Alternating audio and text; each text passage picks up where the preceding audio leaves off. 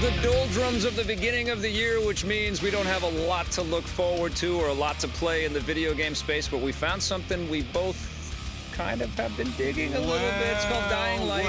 Well, I'll get into this in a second. I won't speak for you, but I'll speak for you. You're having a good time. I'm having a great time, and I know you've been having a good time with this, too. Every day of your life is a party. Of course. That's how I treat my life. Zippity-doo-dah. No, come on. You're running from zombies, which we do every other week, whether we're watching it on TV or in a movie or in video games.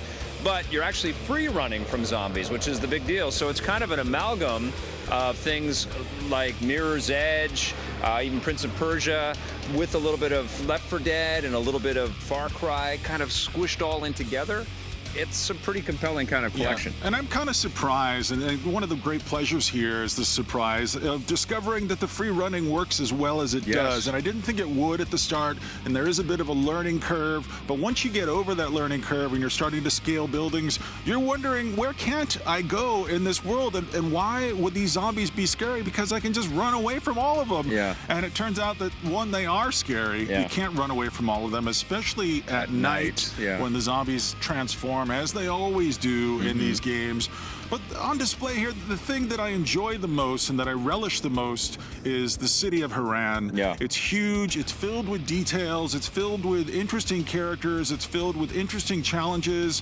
Because of that level of detail, I was pulled into this. Yeah, there's almost a little bit of an Elder Scrolls kind of vibe to it as well, because you're sort of digging through everything. You're doing some lock picking to get into different buildings or into different boxes that give you cool loot, and you're constantly meeting traders and upgrading. And the upgrade path is actually pretty smart. There's also a pretty cool cooperative play there. You can play with another person running around and trying to survive everything. And I think there are certainly advantages to playing cooperatively, because some of the challenges are a little more steep if you don't have another person, but if you do, maybe it's a little too easy. Like, on my own, I'm awesome at video games, but there were parts of this game that were a bit of a standstill for me that took me a while to go back to. Especially hunting creatures at night is very spooky, and this is one of those games too where you're sweating and you're freaking out, you're tense. It really gets to you, and I think part of the reason why the free running works so well is that the falling is part of the gameplay. The falling and stumbling actually makes the zombies catch up to you, which